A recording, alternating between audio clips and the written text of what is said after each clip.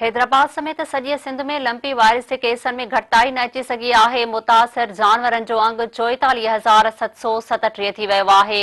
इन हवाले सां वधीक अपडेट करे रहियो आहे रिपोर्टर सलीम मलाह।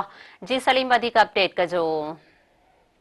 जी बिल्कुल, हैदराबाद समेत सिंध में जो लिम्पी वायरस है उन केसिस में कमी न थी सकी है। सेहत खाते महकमा है लाइव स्टॉक मुताबिक सिंध में लिम्पी वायरस से मुतासर जानवर जो तादाद है वो 44,737 थी वियो है। सिंध में लिम्पी वायरस सबब जो जानवर मरी जो तादाद इन वक्त ताईं 521 है।